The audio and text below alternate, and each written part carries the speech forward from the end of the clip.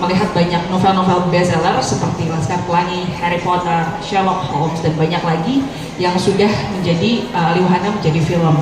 Proses alih wahana seni, sastra atau karya tulis lain sudah berlangsung sangat lama, jadi bukan cuma baru-baru ini aja ya. Karya tulis dalam bentuk novel adalah yang paling umum dialih wahanakan menjadi karya film.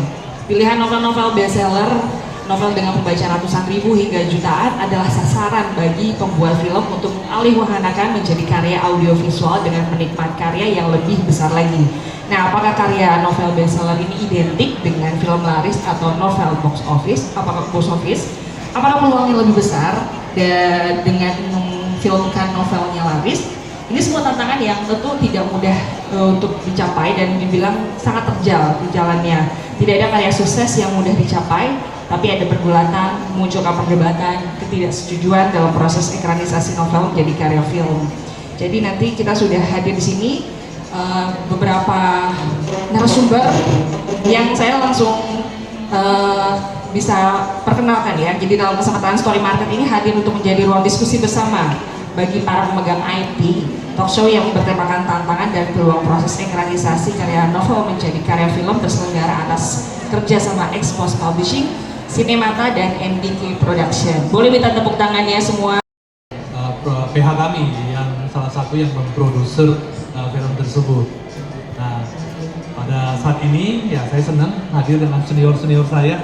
Ya, ada Mas Benny, ada Pak Afes, ada anak muda juga yang penulis berbakat, dan ada juga sutradara yang berbakat juga, khususnya untuk film-film. Tapi mungkin mudah-mudahan trademarknya nggak drama religi aja ya. Oh, iya. Yang nanti akan kami percayakan juga nanti untuk film Pengen Hijrah ini. Nah, background saya memang pengusaha ya, yang terjebak di dalam dunia film. Terjebak ya Pak? Terjebak. Tapi terjebak ya? Yang menyenangkan. Awalnya hanya sebagai investor. Awalnya investor, invest rugi, tapi nggak kapok-kapok. Wow. Ya. Sampai akhirnya ya kita temukan pola ya, dan filmnya kemarin puji Tuhan bisa box office ya. Urutan ketiga film terbanyak penontonnya di tahun 2023. Wah, boleh minta tepuk tangannya. Ini menjadi penyemangat kami ya di MBK Production. Tahun ini kami lagi persiapkan 2 film baru, satu horor, satu drama religi yang sebentar lagi akan rilis, dan rencananya kalau masih memungkinkan tambah satu komedi. Yang IP-nya kita lagi coba mau kunci sebetulnya, peluang terbuka buat teman-teman yang punya IP sebetulnya. Nah, tahun depan kami punya rencana lebih banyak lagi ya, akan produksi mungkin sekitar 5 film ya. Jadi kita welcome kalau nanti ada ide-ide baru tentang IP dan lain-lain. Realnya saya memang pengusaha, saya juga untuk mengabdi masyarakat, saya jadi dosen.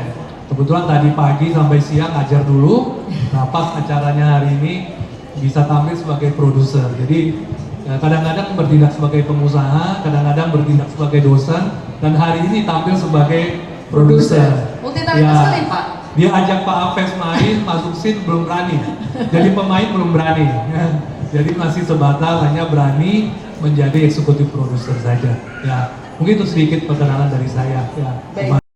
Bisa hadir dan bertatap muka dengan teman-teman semua di sini, dan juga merasa terhormat karena mendapat kepercayaan untuk menyutradarai film ini dari Pak Budi, dari mentor-mentor saya terutama dari Mas Benny, dari Pak Afes ya. Alhamdulillah satu kehormatan sekaligus beban dan challenge lah ya buat saya untuk semoga sambil mohon doanya juga semoga saya dapat dimudahkan untuk membuat filmnya sehingga menjadi film yang menghibur, berkualitas, dan dapat diterima oleh masyarakat luas dengan baik, dan insya Allah box office ya Pak, mudah-mudahan, amin. Amin. Saya sebelumnya saya memulai debut penyutradaraan saya di tahun 2018. Film saya pertama ada 212, ada Power of Love, ada Haya 1, ada Haya 2, ada 100% Halal, Jomblo Fisabilillah, dan sekarang juga sedang merampungkan film saya bertema kemanusiaan dengan judul Gaza, Haya 3, dan insya Allah sebentar lagi dengan proses persiapan produksi film Pengen Hijrah. Kira-kira itu saja, terima kasih. Sudah banyak membuat karya bersama, jadi ketika saya ditodong, ya saya nggak bisa menolak. Gitu. Wah. Ya, itulah penanggalan saya Budi Setiawan. Memang kenapa saya menulis di sini karena memang basic saya penulis dari awal karir saya di dunia film. Saya menulis dulu udah lama sekali ya, tahun itu saya menulis series yang di RCTI pertama kali Halimun. Ada yang tahu, ada yang tahu, ada yang tahu anaknya. Anak zaman sekarang. Nggak ada. Ya setelah itu saya menulis banyak adaptasi dari novel-novel, salah satunya dari terakhir saya menulis itu punya Asma yang Lost in Indonesia, terus ada di Lestari ya, Madre, kemudian Toba Dream dari Pak TB, Sialahi, ada juga dari Ika Natasha, Twi Portiare yang memang saya suka dari semua. Gitu. Terakhir Ancika yang saya tulis, Dilan Ancika, udah, dan Ajamin, tapi bukan saya penulisnya, tapi saya ikut membantu dalam pengerjaan. Jadi portofolio Mas Ben itu udah panjang banget ya, kalau bisa kita satu-satu kayaknya. Sesuai usia, Mas. Oh, sesuai usia. Pengen hijrah. Kebetulan Pak Budi ini kan dosen ya. Kebetulan saya dosen di IPB, kan identik sebetulnya di IPB itu mahasiswanya tuh ya mendekat lebih inilah ya, lebih mendekat ke banyak yang hijrah ya. Religius ya. Seperti itu. Nah, makanya sebetulnya film ini saya buat tadinya mau dedikasi untuk kampus saya awalnya. Selesai syutingnya di Bogor. Awalnya seperti itu.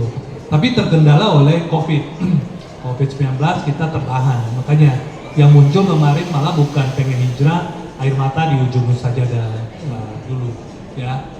Dari IP, tapi bukan IP kita, tapi dari IP teman yang kita produserin untuk filmnya. Nah, ini sukses.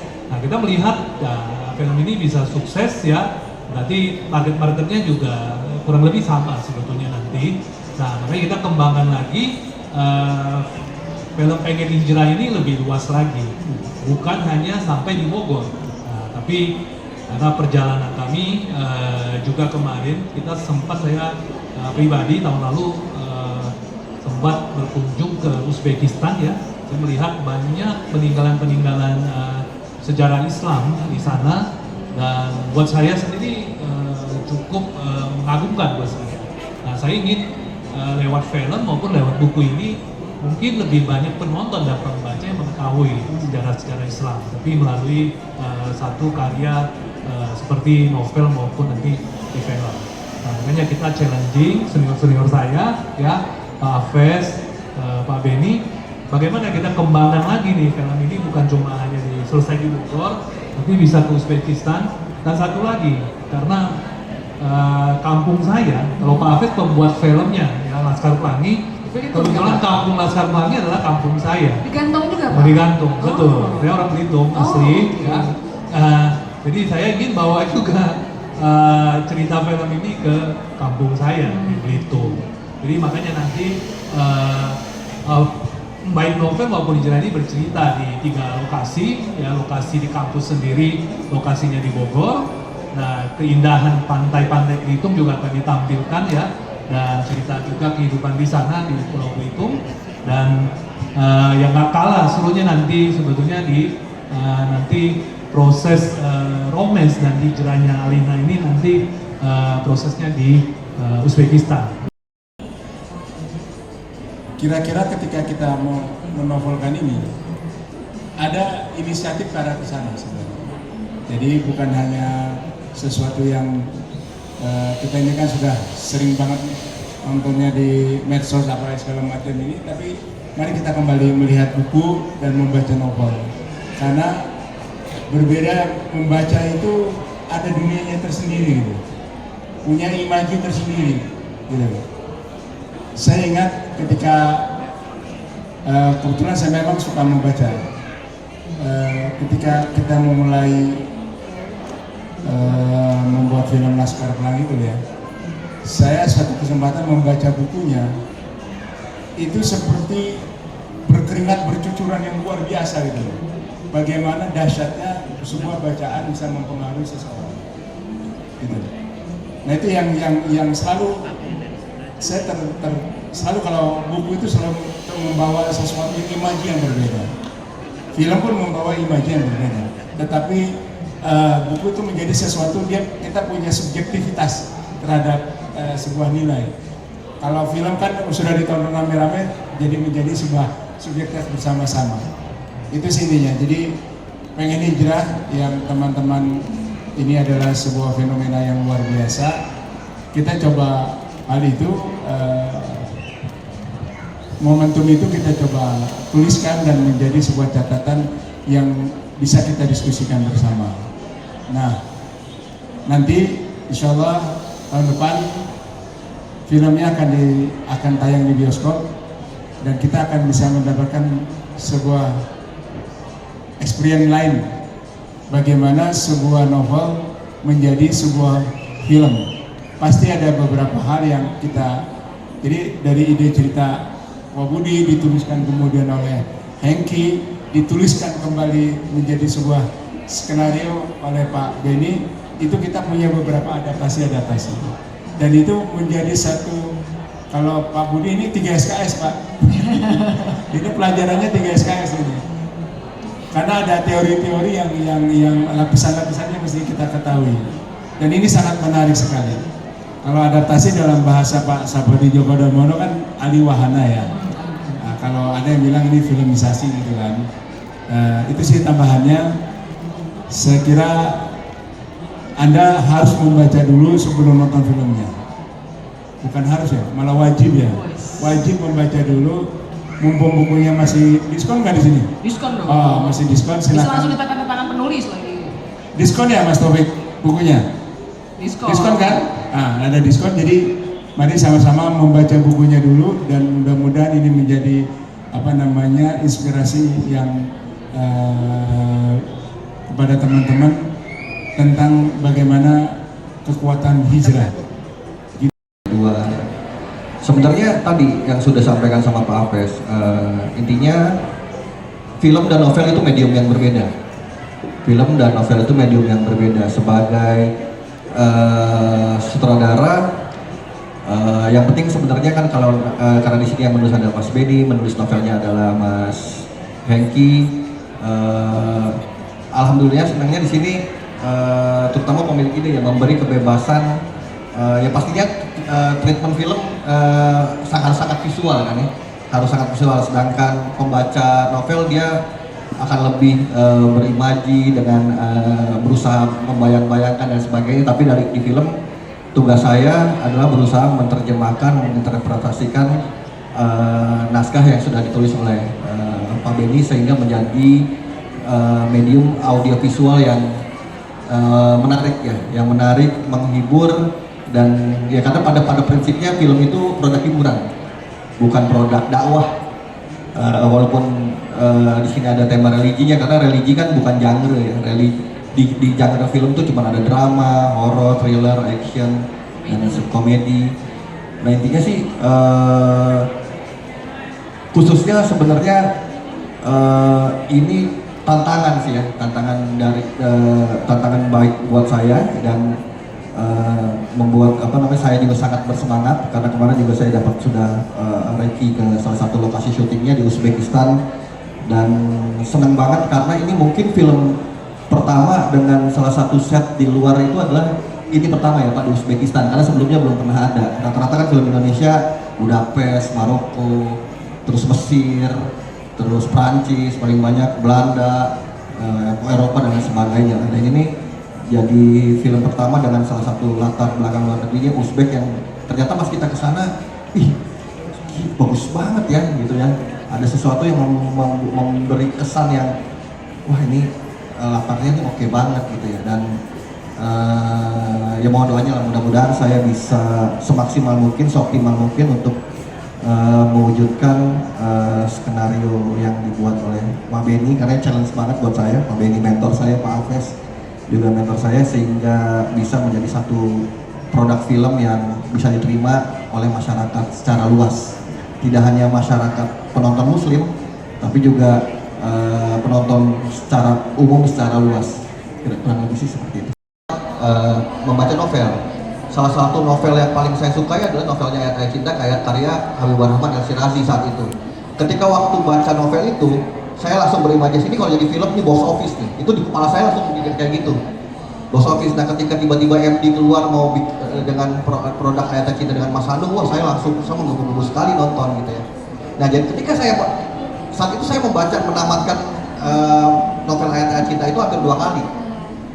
Dan itu saya berusaha memposisikan diri saya sebagai penonton kan. Jadi ketika saya datang ke bioskop dan saya enjoy, saya nyaman, saya senang sekali, saya mendapat experience baru tentang film itu. Saya tidak lagi membanding-bandingkan antara novel dan film, karena pada akhirnya saya bisa menikmati novelnya dan bisa menikmati filmnya. Jadi memang tanggung jawab besar buat saya, tantangan besar buat saya untuk bagaimana saya mampu mewujudkan karya novel yang dialihwanakan menjadi skenario ini, sehingga akhirnya menjadi produk yang menghibur, menyenangkan, dan ketika orang-orang keluar dari bioskop, orang senang, happy, mendapat pelajaran juga mudah-mudahan, dan sehingga pada akhirnya tidak lagi membanding-bandingkan novel dan film.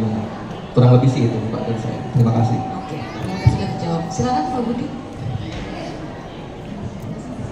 Oke, tadi ada pertanyaan kenapa film ini mengambil lokasi syuting sampai 3 lokasi, pasti investasinya kan besar.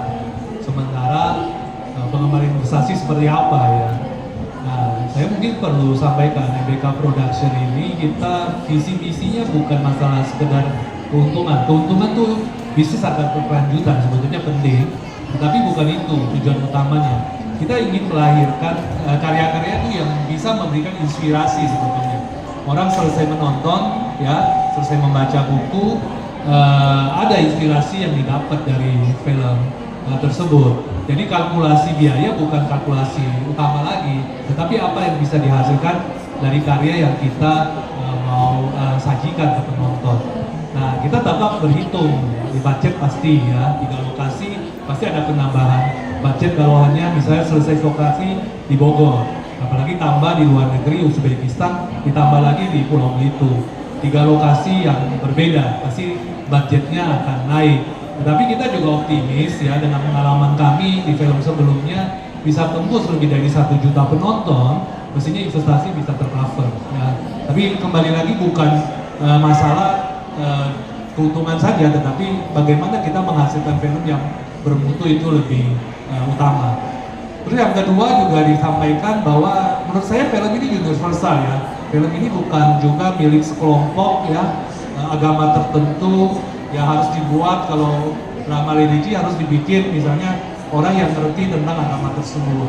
Atau kebalikan, film ini misalnya kami pernah ada film yang sangat bagus ya, tentang film Sugija. Sugija mungkin kita juga produksi, dukung ya, tapi sambutan penonton juga bagus, tapi nggak terlalu banyak ya.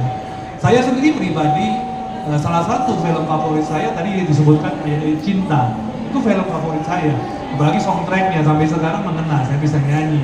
Jadi kita kalau film kita nggak bisa mengandalkan kita dari sisi apapun ya, baik suku, adat, agama, istiadat dan lain-lain. Kita udah nggak bisa bawa itu, karena film ini universal. Tadi kita baru diskusi juga tentang film surprise buat saya, film Thailand ya, yang apa, How to Make a Million Before Grandmother's Dies. Itu film tentang adat istiadat orang Tionghoa di Thailand ya, yang digambarkan sekilas tentang bagaimana mereka beribadah di kuburan ya, yang notabene harus tebar-tebar uang dan lain-lain. Tapi ini mendapat sambutan penonton universal di Indonesia. Dari kira yang nonton juga bukan dari suku Tionghoa aja, tapi semua universal bisa nonton dan bisa menikmati film tersebut. Yang penting dari film itu adalah pesan moralnya sebetulnya.